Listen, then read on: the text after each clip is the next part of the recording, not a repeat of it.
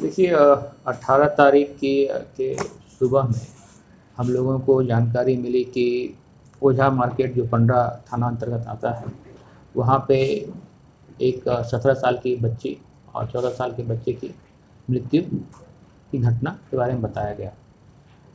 जब हमारी टीम वहाँ पे पहुँची तो ये मर्डर की घटना प्रतीत हुई और तत्काल ही हम लोगों ने अपना इन्वेस्टिगेशन शुरू किया।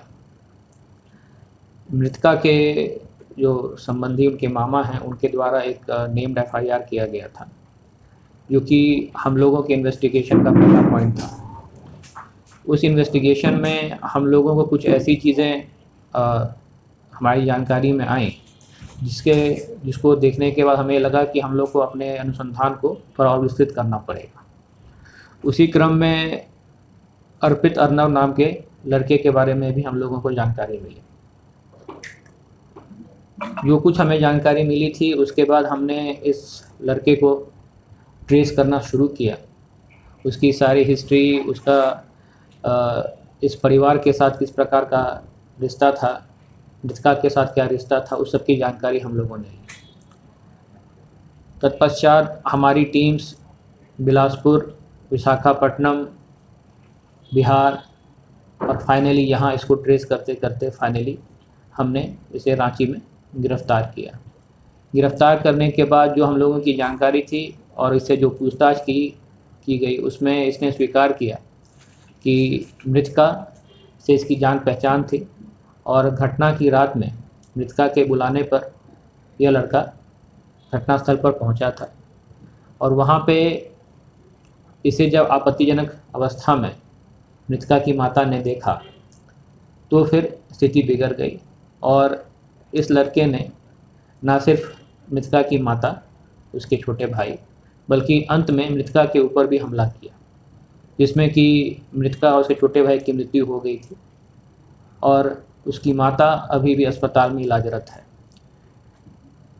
इसके बताने पे हम लोगों ने जिन कपड़ों को उसने पहना हुआ था घटना के दिन, उसको जब्त किया है। अब इसकी फोरेंसिक जांच की जाएगी, जिससे कि हम लोग इस केस को और प्रॉपर तरीके से इस्टेब्लिश कर पाएँ।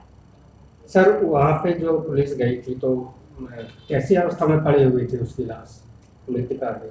देखिए, मृतका की लाश जो है वो घटनास्थल पे जो घर है उनका, उसके दरवाजे के पास में पाई गई थी।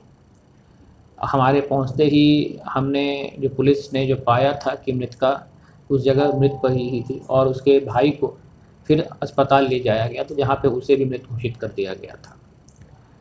जहाँ तक हमारी एसआईटी की बात है, सबसे पहले एसआईटी का जो काम हुआ है वो बहुत ही काबिल तारीफ़ रहा है, क्योंकि ऐसे घटनाओं में जिसमें कि पूर्व में किसी और पे शक जाहिर कर दिया जाता है और असली अभियुक्त या जिसने इस घटना को अंजाम दिया है उस तक पहुंच पाना एक प्रकार से कॉम्प्लेक्स और चैलेंजिंग काम हो जाता है। तो मैं सबसे पहले अपनी टीम का नाम आप सभी के सामने मैं रखना चाहूँगा। इस एसआईटी में प्रकाश सोय जो पुलिस उपाधीक्षक कोतवाली हैं, नीरज कुमार जो पुलिस उपाधीक्षक मुख्यालय प्रथम हैं, यशोधरा जो कि साइबर सेल में पदस्थापित पुलिस उपाधीक्षक हैं, थाना प्रभारी सुखदेव नगर ममता, थाना प्रभारी पंडरा चंद्रशेखर, एवं साथ में मृत्युंजय एवं धीरज जो कि पंडरा थाना के हमारे सब इंस्पेक्टर्स हैं। इन सभी ने लगातार बहुत ही मेहनत से काम किया है और साथ ही हमारे टेक्सेल का भी बहुत ही कारगर इसमें रोल रहा है। उन्होंने रात दिन मेहनत की है, जिससे हम इस लड़के को ट्रेस कर पाए हैं और फाइनली इसकी गिरफ्तारी हो पाई। कुछ और चीज़ें हैं जो कि हम लोग ज़्यादा उस पर भी बात करना नहीं चाहते हैं, ठीक है, क्योंकि मृतका है 17 साल की बच्ची थी जिसकी मृत्यु हो गई है। एक लिमिट से ज़्यादा बोलना मीडिया में ठीक नहीं होता है।